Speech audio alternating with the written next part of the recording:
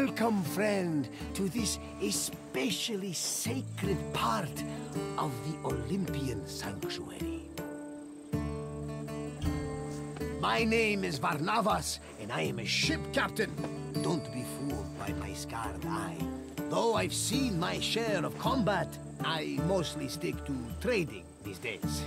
Well, trading and introducing visitors like you to wonderful sights like this. This place is practically vibrating with divine energy. I feel like if I look over my shoulder right now, Zeus will be staring back at me.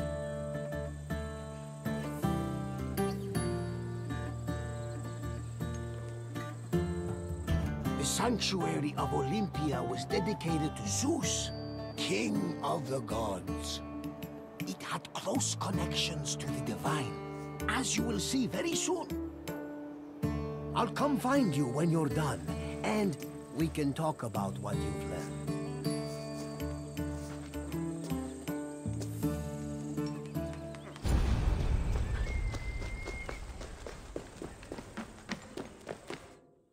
This workshop was built for the renowned sculptor Phidias after his work on the Acropolis of Athens. In 435 BCE, Phidias came to Olympia to begin working on the great chryselephantine statue of Zeus. He died 5 years later, shortly after completing his masterpiece. This grand statue would become one of the 7 wonders of the ancient world. Phidias's workshop was located right next to the Temple of Zeus. Its structure has been well preserved, mostly owing to its conversion to a church in the 5th century CE.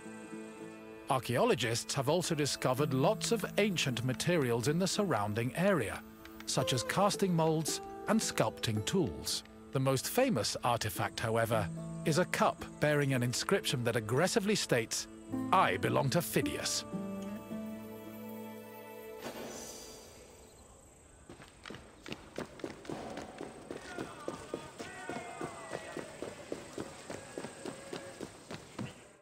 On the 5th and final day of the Olympic Games, victors attended a ceremony where they were crowned with olive wreaths and showered in flowers. The crowns came from the sacred olive tree of Zeus, which was planted near the god's temple. A young boy trimmed the branches with a golden sickle before giving them to the Hellanodikai to turn into wreaths. After the crowning ceremony, it was time for great feasting and celebration.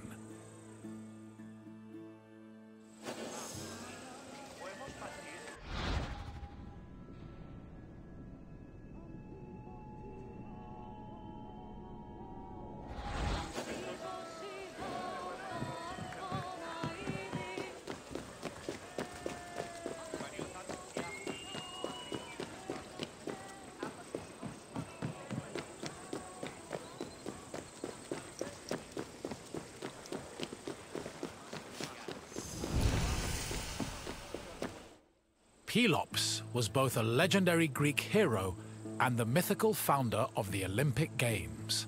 According to legend, Pelops fell in love with the beautiful Hippodamia. Her father, Oenomaus, the king of Pisa, disapproved of their union. Having once heard a prophecy that he would be killed by his son-in-law, Oenomaus was known to challenge his daughter's suitors to chariot races, killing them when he won. Still, Pelops was determined to win Hippodamia's heart. Before the race, he enlisted the help of Poseidon, who gave him a golden chariot with 4 winged horses. Pelops was able to win both the race and the hand of his beloved, while Oenomaus was dragged to death by his horses. The start of this famous race was depicted on the eastern pediment of the Temple of Zeus.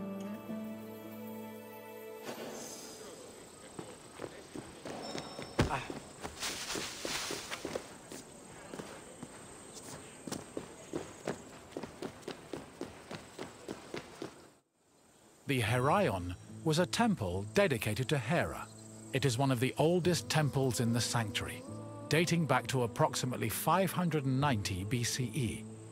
The structure included columns painted with images of women who won the Hera, an athletic competition made up of running events. Every 4 years, 16 women were chosen to make a veil dedicated to Hera.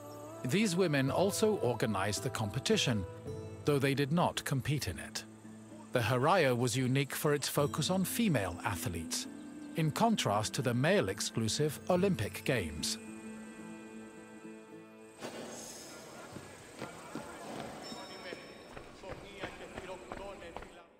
Hera was the goddess of women, marriage, family, and childbirth. She ruled Mount Olympus as Queen of the Gods, along with her husband and brother Zeus. Many mythological stories paint her as being annoyed at Zeus's many lovers and illegitimate offspring. In Greek art, Hera is usually depicted as matronly and regal, often wearing a crown or sitting on a throne. She is also sometimes seen holding a pomegranate, a symbol of both fertility and death. Hera's cult was very popular across Greece, and Olympia even minted her image on its coinage.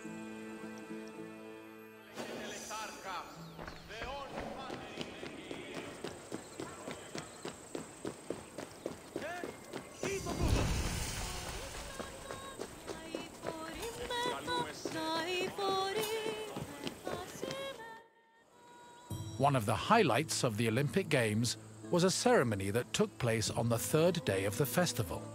It began with a procession of athletes, ambassadors, Hellenodikai, and animals.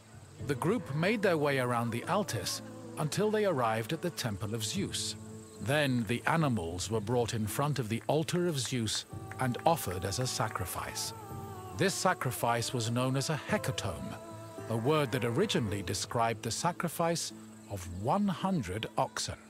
During the Hecatomb, the bones and legs of the animals were burned and carried to the top of a mound of ashes from previous sacrifices. Meanwhile, the meat of the animals was saved for a large banquet held later in the evening.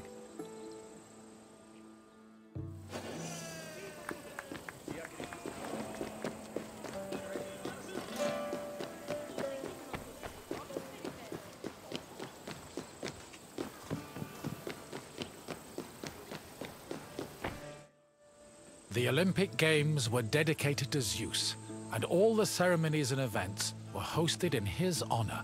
It is no surprise that the largest temple in the sanctuary was the Temple of Zeus. While most temples were restricted to priests, the Temple of Zeus welcomed all who visited Olympia.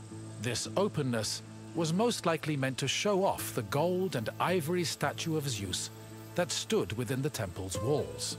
The building also featured art depicting both versions of the Olympic festival's founding myth.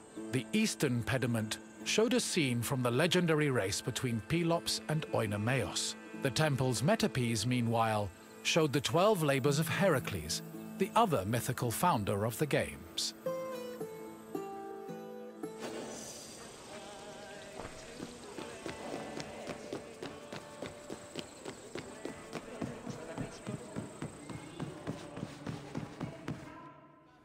Zeus was the god of sky and thunder, and king of the Olympians.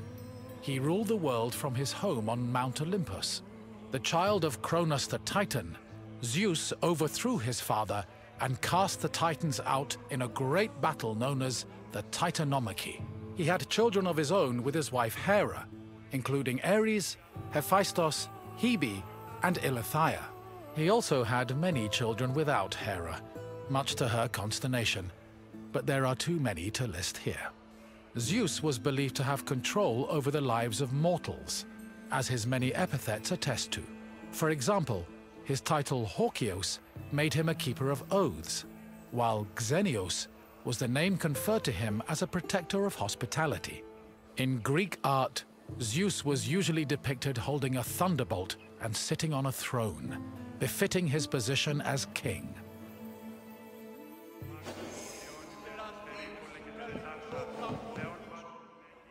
The Temple of Zeus was home to the chryselephantine statue of Zeus, one of the 7 wonders of the ancient world. The statue, made of gold, ivory, and wood, was sculpted by the renowned artist Phidias. At 13 meters tall, it was as impressive looking as it was difficult to maintain. Oil was used to protect the wood and ivory from cracking and to prevent general decay. While the statue does not exist today, it was thankfully described by Pausanias in great detail, so its legacy lives on.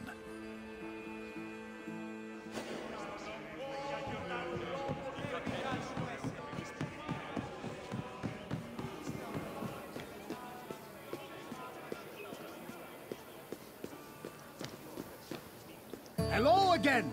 I hope you enjoyed your visit and feel a little bit closer to the gods. Well, as close as a mortal can get. Is there anything else you'd like to do?